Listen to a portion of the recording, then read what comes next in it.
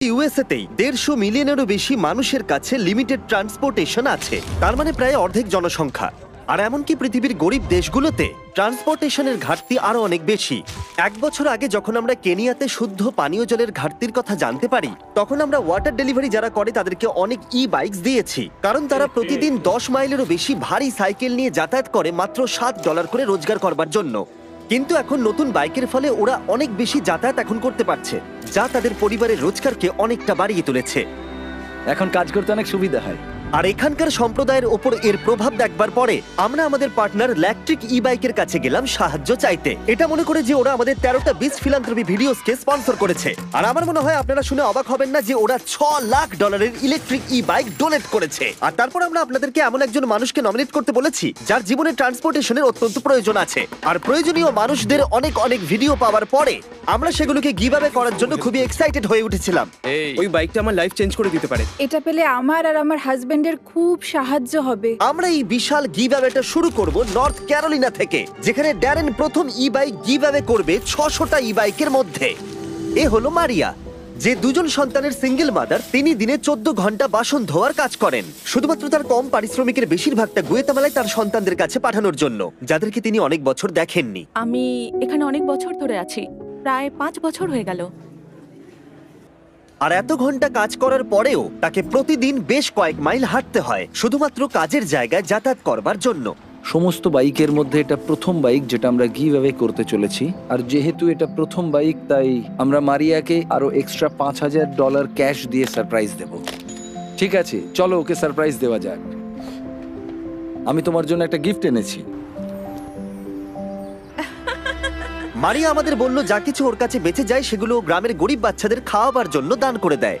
তাই আমরা $5000 দেবার পরেও 7000 আরো এক্সট্রা দিয়ে তাকে অবাক করে দিলাম, যাতে সে গুয়েতামালায় তার গ্রামকে আরো বেশি সাহায্য করতে পারে। এই বাইকের সাহায্যে মারিয়া খুব সহজেই তার কাজের জায়গায় 10 মিনিটের মধ্যে পৌঁছে যাবে। কাজে না যেতে পারা, স্কুলে না যেতে পারা বা মেডিকেল অ্যাপয়েন্টমেন্টে যেতে না পারা, এরকম আরো অনেক অনেক সমস্যার মানুষ সম্মুখীন হয়, এবং এর ফলে তারা যে পরিস্থিতির মধ্যে রয়েছে তাতেই তারা আটকে পড়ে। আপনারা যদি ভাবেন এটা স্পেশাল, তাহলে দাঁড়ান, এখনো 599টা বাকি আছে। এটা দারুণ হতে চলেছে। এটা কি? এই দেখো, এটা এসে গেছে। দারুণ দেখাচ্ছে। আমি এখন অনেক সময় বাঁচাতে পারছি। তোমাদেরকে অনেক ধন্যবাদ। এবার আমরা কনরাডের সাথে দেখা করলাম। তাকে প্রতিদিন 4 ঘন্টা হাঁটতে হয় তার কাজের জায়গায় পৌঁছানোর জন্য। আমি এমন একজন ব্যক্তি যাকে সপ্তাহে 80 ঘন্টা কাজ করতে হয়, কিন্তু আমার কাছে যাতায়াতের কোনো ব্যবস্থা না থাকায় 40 ঘন্টাটাও আমার কাছে খুব চ্যালেঞ্জিং হয়ে ওঠে। আমি একদিন আমার নিজের ব্যবসার মালিক হতে চাই, আর যাতায়াতটা যদি আমার ক্ষেত্রে আরেকটু সুবিধার হতো তাহলে আমি আমার লক্ষ্যে খুব সহজেই পৌঁছতে পারতাম। কনরাডের গল্প বলে দিচ্ছে ওর ট্রান্সপোর্টেশনের কতটা প্রয়োজন আছে। ও, এ কি?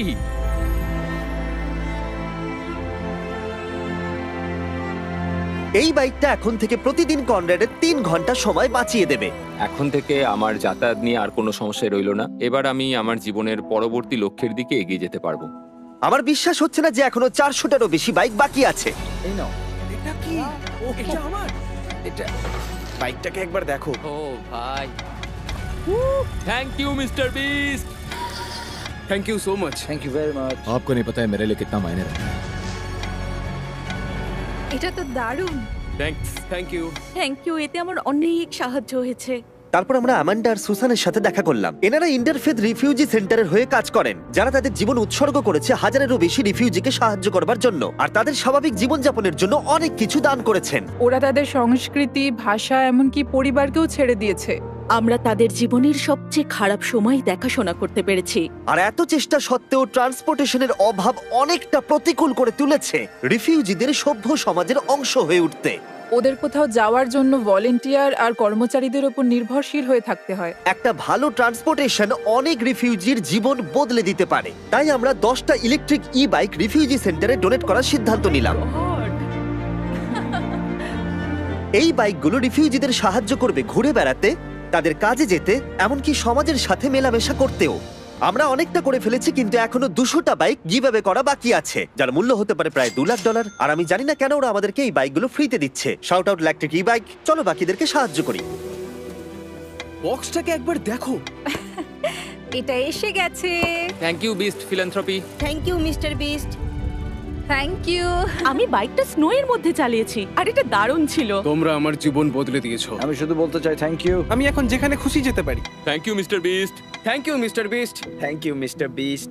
এটা দেওয়ার জন্য অনেক ধন্যবাদ। আমি তোমাদের কাছে কৃতজ্ঞ। তোমাদের সবাইকে অনেক অনেক ধন্যবাদ। আর এখন সময় আমাদের শেষ ই বাইকটা দেবার। এ হলো রেজনাল্ড। ইনি 12 বছরেরও বেশি এই কমিউনিটি সেন্টারে আছেন আর মানুষদেরকে সাহায্য করছেন। আমি আমার মেয়েদের আর আমার নাতি নাতনিদের কাছ থেকে অনুপ্রেরণা পাই। আপনি ভালো কিছু করলে আপনি তার ভালো ফলই পাবেন। আর যদিও তিনি চারপাশের মানুষদের উপরে তার ভালো কাজের প্রভাব বিস্তার করছেন, তবুও তাকে প্রতিদিন কাজে যাওয়ার জন্য 1 ঘন্টা হেঁটে বাস স্টপে পৌঁছতে হয়। আমি যদি এটার বদলে ট্রান্সপোর্টেশনের অন্য ব্যবস্থা পেতাম তাহলে সেটা খুবই ভালো হতো। আমি আরো তাড়াতাড়ি বিভিন্ন কাজগুলো করতে পারতাম আর আমি বাচ্চাদের সাথেও আরো বেশি সময় কাটাতে পারতাম। একটা ভালো ট্রান্সপোর্টেশন পেলে রেজনাল্ড তার পরিবারের সাথে বেশি সময় কাটাতে পারবে। ওয়াও! অনেক অনেক কোনো ধন্যবাদ, ব্যাপার না। অনেক অনেক ধন্যবাদ। ইলেকট্রিক ই বাইকের এই অসামান্য ডোনেশনের ফলে আমরা সুযোগ পেয়েছি মানুষকে সেই অপরচুনিটি দেওয়ার, যাতে তারা তাদের যাতায়াত ব্যবস্থাকে আরো মসৃণ করে তুলতে পারে। ইলেকট্রিক ই বাইক প্রতিবারের মতো এবারেও এগিয়ে এসেছে। যদি ওরা কিছু চায় না, শুধু মানুষদেরকে সাহায্য করতে ওরা আমাদের সাহায্য করে। আর এই ভিডিওতে ওরা আমাদের $6 লাখ বাইক দিয়েছে। আর আপনারা যদি ভাবেন সত্যিই কোনো ব্র্যান্ড মানুষদের সাহায্য করার কথা ভাবে কিনা, তাহলে আপনারা ইলেকট্রিক ই বাইকের কথা মনে করবেন। যদি কোনো ব্র্যান্ডকে আপনি সাহায্য করতে চান, তাহলে এদেরকে করুন, আমাদের সাবস্ক্রাইব করুন, না হলে ড্যারেন কাঁদবে। প্লিজ আমাকে কাঁদতে দিও না।